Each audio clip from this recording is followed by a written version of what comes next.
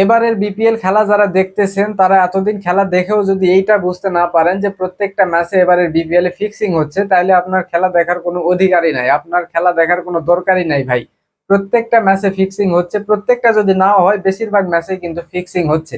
আর Bangladesh cricket board আর একশো বলেন সবগুলা ঘোড়ার ঘাস কাটতেছে। মানুষ কি এতই বোকা, এত সব কিছু ঘটতেছে এই বিপিএল এ, মানুষ কিছুই বোঝে না, কিছুই দেখতেছে না, মানুষ এতই বলদ। আচ্ছা যাই হোক, এই যে কয়েকটা উদাহরণ দেই, ঢাকার একজন বোলার আলাউদ্দিন বাবু, তার আপনি খেলা দেখছেন? খেলার মানে খেলতে যে ওয়াইড গুলা দিছে সেইগুলা দেখছেন? একদম পিচের বাইরে গিয়ে বল পড়তেছে। খালি আলাউদ্দিন বাবু না, অনেক কয়টা বোলার আছে যাদের বল একদম পিচের বাইরে গিয়ে পড়তেছে। পাড়ার ক্রিকেটে যারা খেলে তারাও একদম পিচের বাইরে এখন বল ফেলায় না ভাই। এই একটা অবস্থা, ওইটা যে ইচ্ছাকৃত সেইটা আসলে বোঝাই যায়। তারপরে ধরেন ওই যে টিপু টিপু সুলতান নামে একজন সিলেটের সেদিন খেললো, সে কি করলো? একটা ওভারে 14 রান দিল, 14 রান দিতেই পারে, ওইটা কোনো সমস্যা না। চারটা ওয়াইড দিল, ওয়াইড গুলো এমন ভাবে দিল যেটা বোঝাই যাচ্ছে ইচ্ছাকৃত। ওইটাও বাদ দিলাম।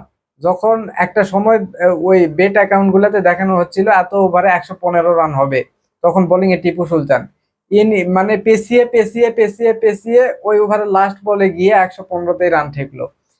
এরকম মিলে যাওয়া কি আপনার স্বাভাবিক মনে হয়? এটাও বাদ দেন। তারপরে ধরেন আপনার লাস্ট যখন রংপুর রাইডার্স খেললো, রংপুর রাইডার্স যখন রাজশাহীর সাথে হারলো, সেই ম্যাচটাতে ইফতেখারের কাণ্ড কারখানা দেখেন। একটা ফিল্ডিং করতেছে, সে বল তার সামনে সামনে যাচ্ছে, ও পিছে পিছে দৌড়াচ্ছে। মানে দৌড়াইতে দৌড়াইতে বল তো ধরতেছেই না, যখন বাউন্ডারির কাছে বল গেল তখন কি করলো? পা দিয়ে একটা দিল ঘুতা, উল্টো বাউন্ডারির দিকে আরো পাঠায় দিল। একদম স্পষ্ট বোঝা যাচ্ছে। এইটাতেও যদি আপনারা কিছু না বোঝেন, আরো বলতেছি, এই ইফতেখার আবার ব্যাটিং এ যখন নামছে, টার্গেট খুব বেশি বড় ছিল না।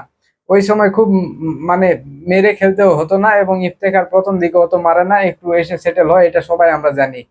ওই দিন কি করলো? ইফতেখার আসার সাথেই একদম প্রথম বলেই ছক্কা মারতে গিয়ে আউটে গেল, গিয়ে ওই ম্যাচ রংপুর হারলো। আচ্ছা যাই হোক, মানে এইটাও বাদ।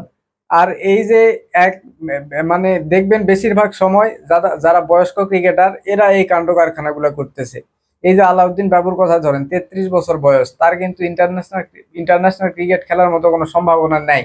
এখন সে ফিক্সিং করতেই পারে, ফিক্সিং করতেই পারে, যদি ধরা খায় তাহলে ব্যান করে দিবে, সে খেলবে না, সমস্যা নাই, ফিক্সিং করে যে টাকা পাইছে ওইটাতে তার সারা জীবন চলে যাবে। এইরকম একটা অবস্থা। এবং আরেকটা বিষয় খেয়াল করবেন, বিপিএল এ সবসময় বুড়ো ক্রিকেটারদের সুযোগ বেশি দেওয়া হয়। এইসব ক্রিকেটারের ইন্টারন্যাশনাল ক্রিকেটে ফেরার আর কোনো সম্ভাবনা থাকে না। সো এরা খুব সহজেই যাতে ফিক্সিং করতে পারে এবং ধরা খাইলেও কোনো সমস্যা না হয়, ব্যান ব্যান ব্যান পর্যন্তই থাকে, এইটাই। তো আসলে আহ, আর কিছু বলার নাই, এত কিছু বললাম, আপনারা হয়তো বুঝে গেছেন, এবং যারা খেলার সংবাদ সব সময় শুনতেছেন তারা বুঝতেছেনই যে এবার বিপিএল এ কি কি হচ্ছে।